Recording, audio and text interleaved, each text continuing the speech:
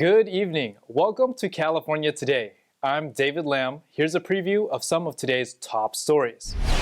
An Assembly Public Safety Committee hearing drew lots of debate. Lawmakers and members of the public weighed in on a number of fentanyl-related bills. California has passed a first-in-the-nation proposal. The goal is to cut back on gas emissions, but not everyone is on board. Debate looms over whether punishment or prevention should be addressed when it comes to the fentanyl crisis. Lawmakers weighed in on 7 bills that are being brought back after public criticism over an earlier decision to shelve them. Let's take a look. California officials in the Assembly Public Safety Committee discussed 7 fentanyl-related bills on Thursday at the state capitol in Sacramento. Committee officials are divided on the issue. It's time to unite our efforts and not divide our efforts. We can no longer be in partisan camps anymore. The bills that are moving on are to establish a task force, require law enforcement agencies to cooperate, prohibit anyone in possession of fentanyl from carrying a gun, and increase fines for those dealing fentanyl. The 3 that did not pass were increasing penalties for large amounts of fentanyl and for selling fentanyl on social media, which was sent to study. Sentence enhancements did not pass either. AB 367 will help California take a multifaceted approach to the fentanyl epidemic by allowing prosecutors to add this enhancement to sentences for selling, furnishing, giving away, or administering fentanyl that has resulted in serious injury or death. The bill only applies to fentanyl and its analogs and doesn't apply to juveniles. Many in attendance were in support and opposition. Mr. Chairman and members, Carl London on behalf of Crime Victims United in support. Thank you. Thank you. Good morning. Pat Espinoza on behalf of the San Diego County District Attorney's Office. Strong support. Thank you, sir. Good morning. Morgan Geyer, Placer County District Attorney, in support. Thank you, sir. Good morning. I'm the father of Talia Newman, a victim from fentanyl, and I do support. Ann Irwin, Smart Justice California, in strong opposition. Andrew Wynn, Executive Director, Inside Garden Program, strong opposition. Good morning. Glenn Backus for the Ella Baker Center for Human Rights, in opposition. In spite of what's been said earlier today, this enhancement does nothing to improve the quality of life or increase public safety for the people of this state. It locks up and victimizes innocent people who may or not the drug kingpins that this is targeted for. It's important to note that AB 367 primarily focuses on people who share drugs, not deal drugs. Let's go after the kingpins, the people that actually make this stuff. Few on the committee were for sentencing enhancements. Fentanyl is not akin to crack. These victims of this drug die. They don't have a chance for rehabilitation. This is a completely different toxin and should be treated as such. Yeah, we may displace some families of those that are giving or selling the drugs, but we also got to remember the numerous victims whose families have also been hurt by this. They didn't ask for this. These people who are selling and giving these drugs made a choice to do that, and that comes with the consequences. This bill was opposed by other Democrats, with opponents referring to Black and Hispanic communities impacted by drug-related incarceration in the 1990s. We cannot go backwards and fill our prisons with kids of color who didn't know or don't know. We've moved so much further in making sure that we address the issues of the past. I'm thinking about the kid sitting next to their friend at a party who thinks that they're taking one drug and that drug happens to be laced with fentanyl.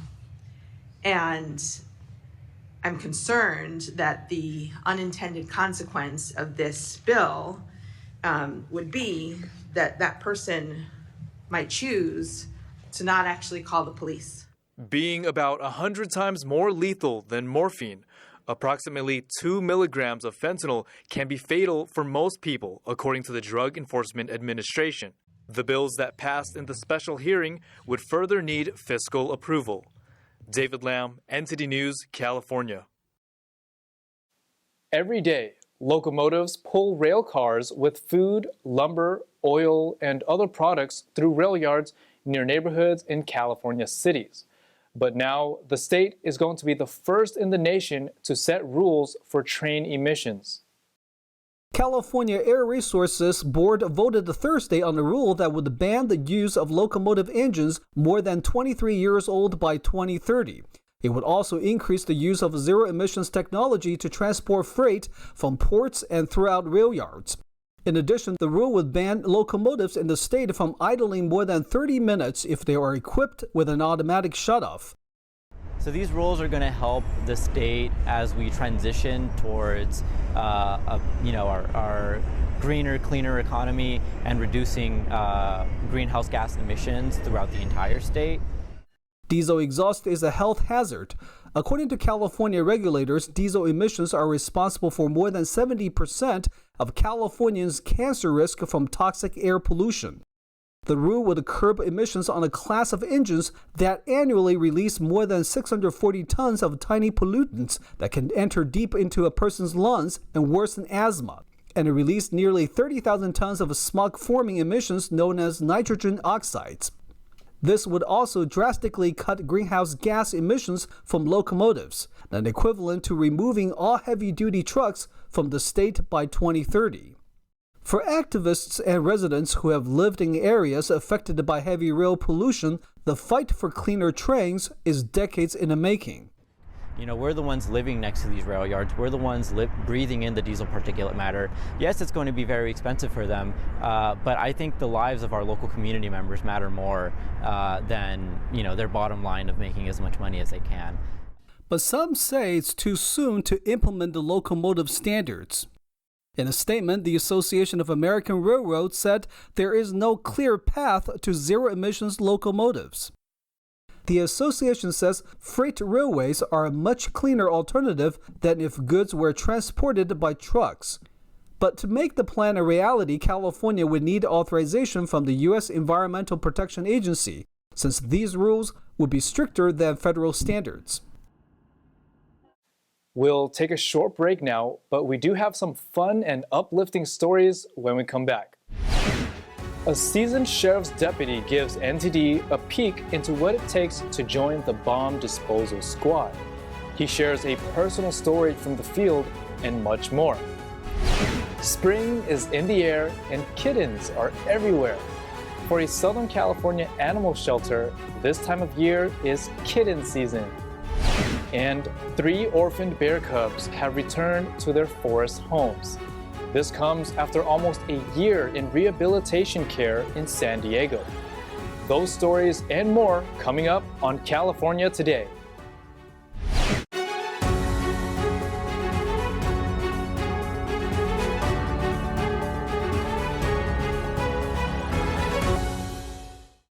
Welcome back to California Today. I'm your host, David Lamb.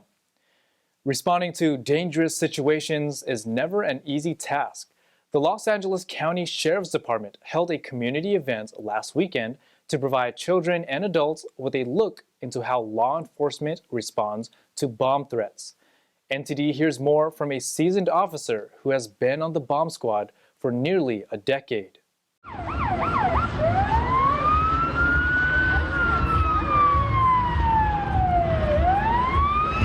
Most of the bomb threats that we get involved with is a threat coupled with something else. Like you'll have someone place something. For example, I had a lady walk into a courtroom or a courthouse, and at the security screening, she placed a bag on the floor and said, "There's a bomb in here." So we treat that as a real threat. In this case, she had an iPad and a peanut butter sandwich. She was just crazy. Officer Alex Miller has been involved in the bomb disposal team for nearly 10 years at the LA County Sheriff's Department. He says officers undergo extensive training. We all go to training with the FBI. We're all FBI certified bomb technicians.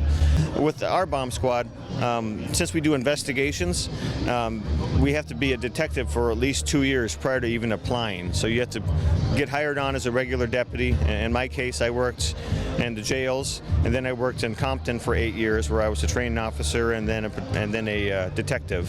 And then from there, after 4 years as a detective, I was able to go to the arson explosives detail on the bomb squad.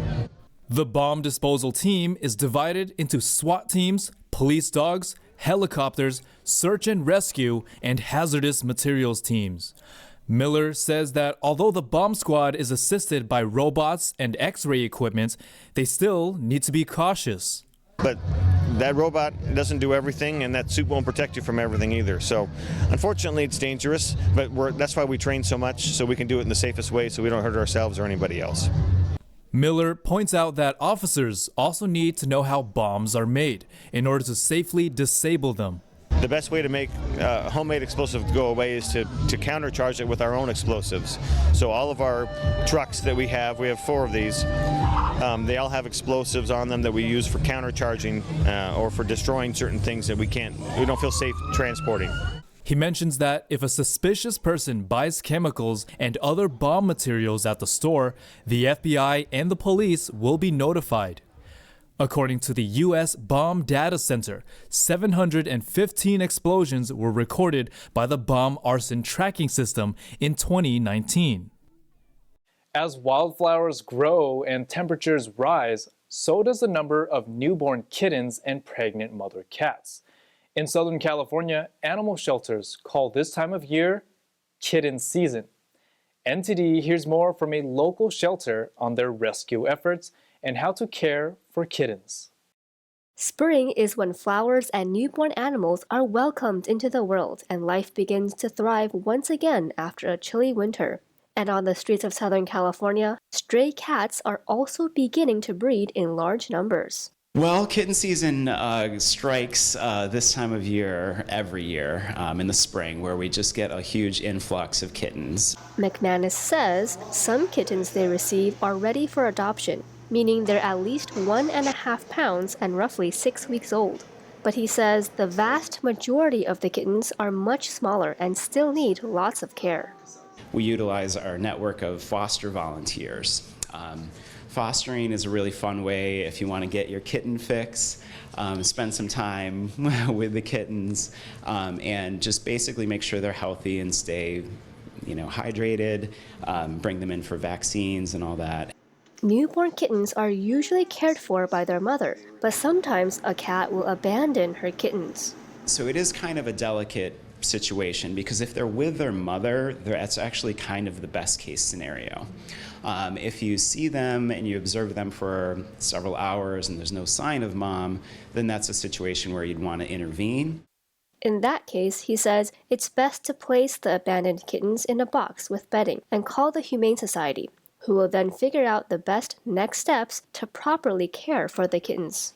McManus explains that shelter staff members will usually conduct physical examinations, flea removal, and weighings for the kittens. The kittens must then be vaccinated and sterilized. Once the kittens are ready, they will be placed in foster homes. All of the supplies that are going to go home with any kitten that is going to be under 4 weeks old are not eating on their own. So most importantly, we have our kitten replacement formula. So the mom's milk is the best thing they can get, but if mom's not around, then we can give them this powdered formula.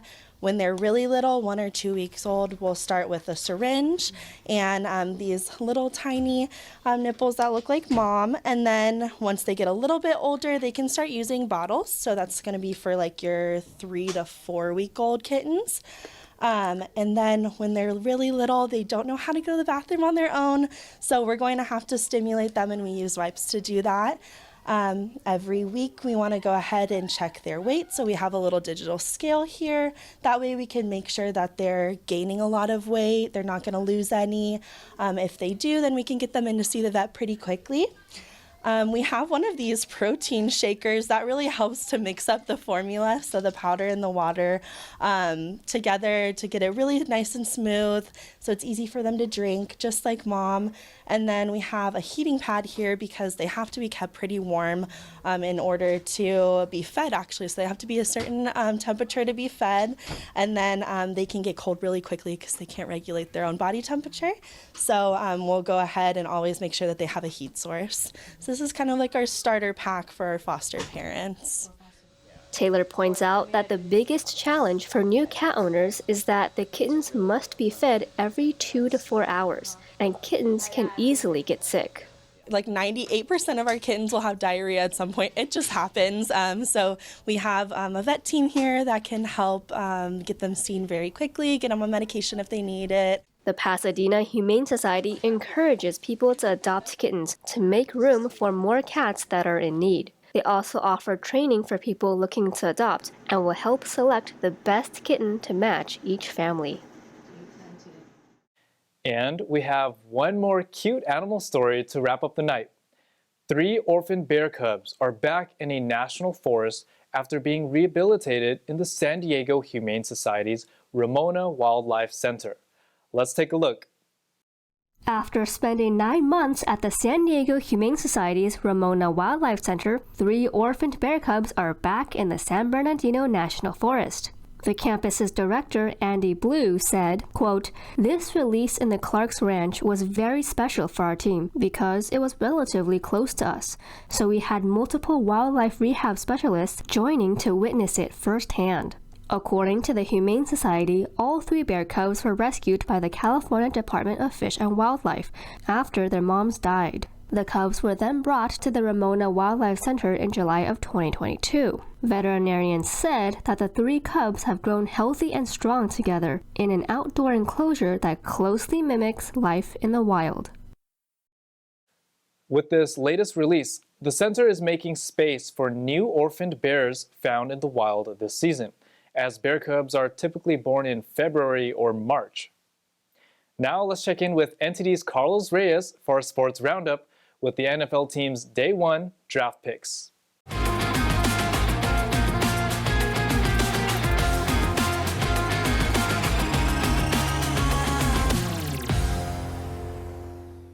This is your California Sports Roundup. We have some exciting scores to cover today. I'm Carlos Reyes. The King, LeBron James, and the Los Angeles Lakers will have a chance to wrap up their first-round playoff series against the Memphis Grizzlies at home on Friday after squandering the opportunity on the road in an 116-99 defeat to send the series to a 6th game at 3-2. The 4-time MVP James had a withering appraisal of his own performance on Wednesday as he missed 12 of 17 shots for his worst playoff field goal percentage since the 2014 Eastern Conference Finals. Memphis guard Desmond Bane, who produced an exceptional 33 points, 10 rebounds, and 5 assists, said his team would need the right edge and the right road mentality after going 0-4 away at the Lakers this season. The defending champions Golden State Warriors also have a chance to advance after coming back from the brink of elimination against the Sacramento Kings with a key 123-116 road win that puts the series at 3-2 in their favor. Stephen Curry scored 31 points and assisted 8 times to hand the Warriors their first road win in the series and return to San Francisco on Friday. Shohei Ohtani threw 5 nearly perfect innings and 1 bad one, was a home run shy of hitting for the cycle, and led Los Angeles over Oakland in Anaheim, California. Ohtani was picture perfect through 3 innings, retiring all 9 hitters while striking out 5. He gave up 5 runs in the 4th inning when he lost control, allowing home runs to Brent Rooker and Shea Langeliers before finishing the day with 3 hits, 5 runs, and 8 strikeouts over 6 frames. Brandon Drury remained the Angels' hottest hitter, going 2 for 2 with 2 walks, a double, and a 3-run homer. In the 4-game series against the A's, Drury went 9 for 15 with 4 homers and 12. Yes, 12 RBIs. Angels 8, Athletics 7. NFL fans from across the nation gathered in Kansas City Thursday as the league's biggest offseason party saw the Carolina Panthers select quarterback Bryce Young with the first overall pick in this year's NFL draft. Houston then took signal caller CJ Stroud second and traded with the Arizona Cardinals to move up 9 spots and take outside linebacker Will Anderson Jr. with the 3rd overall pick. After Kansas City won Super Bowl 57 in February, it was no surprise to see thousands of fans wearing bright red Chiefs jerseys, but fans from all over the US and Canada enjoyed an outdoor event that's become much more than just the selection of new players by NFL teams. Florida quarterback Anthony Richardson went 4th to the Indianapolis Colts in a surprising move, marking just the 4th time since 1967 that 3 quarterbacks were taken with the first 4 picks. The Seattle Seahawks took Illinois quarterback Devin Witherspoon with the 5th overall pick. As for the only California-based team picking in the first round, the Chargers selected TCU wide receiver Quentin Johnson with the 21st overall pick. The Chargers have lacked a playmaker who can consistently stretch a defense and provide a deep target for my personal favorite quarterback, Justin Herbert. That no longer is the case with the addition of Johnson, known for his ability to get quickly downfield and make over-the-shoulder catches. Both the San Francisco 49ers and Los Angeles Rams will look to strengthen their rosters on the second day of the draft, as both teams exchanged their first-round selections in blockbuster trades years prior. Stay tuned and don't miss the action as more teams look set to bolster up their ranks in preparation for next season. That is it for today's sports. Thank you for watching. I'm Carlos Reyes. Thank you, Carlos. Now, that's all we've got for you tonight. We'd like for you to join us again on California Today every weekday at 8:30 p.m. Make sure to check out our broadcast on our California Today webpage, which you can find at ntd.com/California-Today. You can also find all of our top latest clips there, ready to share with friends and family. You can send us a message on Twitter, Facebook, Instagram, or through our email, california.today@ntd.com. And whether you have comments or find our show informative, we'd love to hear from you. I'm David Lamb. Have a wonderful weekend.